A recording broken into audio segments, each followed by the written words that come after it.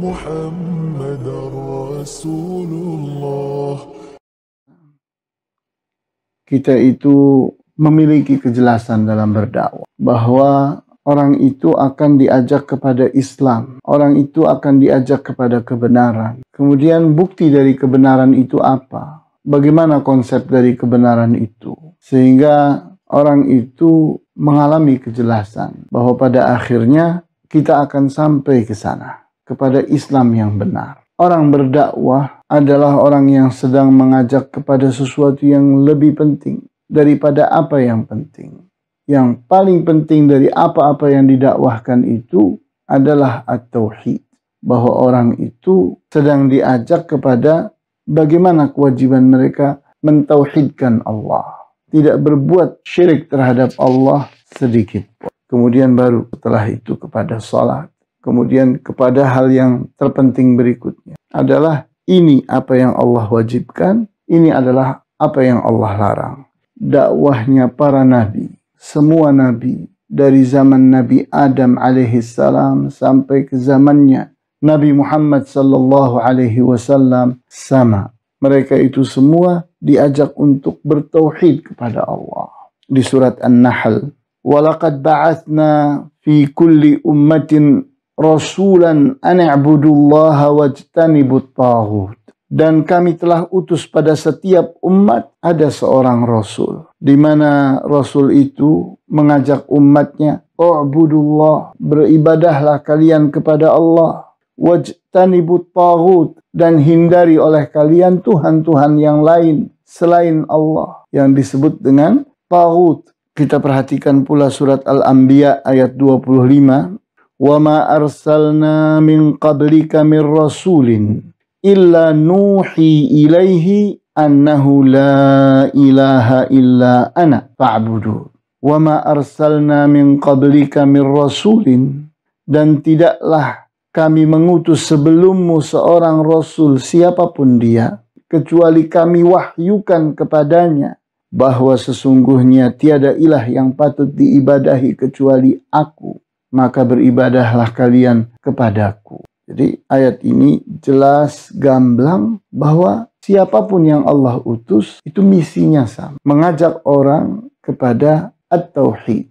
Dan kita pun mengerti bahwa tujuan daripada hidup manusia di dunia, kenapa mereka itu diturunkan ke dunia ini, kita membacanya pada surat Az-Zariyat ayat 56, "Wa ma khalaqtul jinna wal insa illa liya'budun." Dan tidaklah aku ciptakan jin dan manusia kecuali agarlah mereka beribadah kepadaku.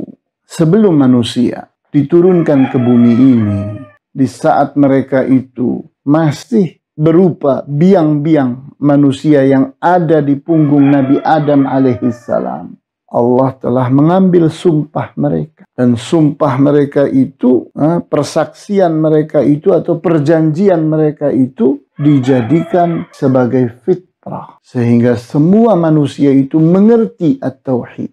Mengenai tauhid ar-rububiyah, manusia itu tidak perlu belajar. Karena setiap orang itu mengenali Allah di dalam fitrahnya. Orang yang berbuat syirik itu hidupnya tidak akan tenang. Kenapa? Karena dia terus-menerus sedang melanggar nuraninya sendiri, sedang melanggar fitrahnya sendiri. Namun banyak yang melupakannya, banyak yang tidak memperhatikannya. Sehingga di antara ayat Al-Quran yang berbicara tentang fitrah manusia adalah surat Ar-Rum ayat 30 dan 31. Fa'aqim wajhaka lid-dini hanifa. Fa'aqim wajhaka, dan tegakkanlah olehmu wajahmu, arah hidupmu, sehingga engkau itu menuju kepada sesuatu yang jelas. Lid-din, kepada agama ini. Manusia itu diperintahkan oleh Allah untuk punya arah yang jelas, punya tujuan yang jelas berupa ad-din ini. Adalah agama. Dia itu seperti jalan yang tujuannya menuju kepada satu titik, kepada at-tauhid, kepada ikhlas, kepada ibadah hanya kepada Allah subhanahu wa ta'ala. Hanifah, dengan sikap yang hanif. Hanif itu artinya cenderung kepada kebenaran, cenderung kepada jalan yang lurus. Orang yang hanif itu seperti Nabi Ibrahim alaihissalam. Jika belok, maka segera kembali ke jalan yang benar. Fitratallahi allati fataran nasa 'alaiha. Sikap yang hanif itulah fitrah yang Allah telah ciptakan manusia ada pada. Manusia yang terbaik itu manusia yang hanif, yang selalu cenderung kepada jalan yang lurus. Kenapa? Karena manusia punya hawa nafsu yang suka membuatnya salah, yang suka membuatnya lupa. Sehingga di saat seseorang berbuat salah, maka segera hanif. Bersikap inabah, siap kembali ke jalan yang benar. Bertaubat dari kesalahannya. Meminta ampun kepada Allah dari kesalahannya. Ingat kembali kepada lupanya. Sehingga dia kembali lagi ke jalan yang benar. Berikut ini kesimpulan yang kita ambil dari pemaparan guru kita. Semoga Allah Subhanahu wa Ta'ala merahmati. Sampai bertemu dalam pembahasan berikutnya dari sudut pandang Al-Quran dan Sunnah. Akhir kata dari admin, terima kasih atas atensinya. Kesempurnaan hanyalah milik Allah dan kekurangan ada pada manusia. Mohon maaf jika ada kesalahan, silahkan tulis di kolom komentar.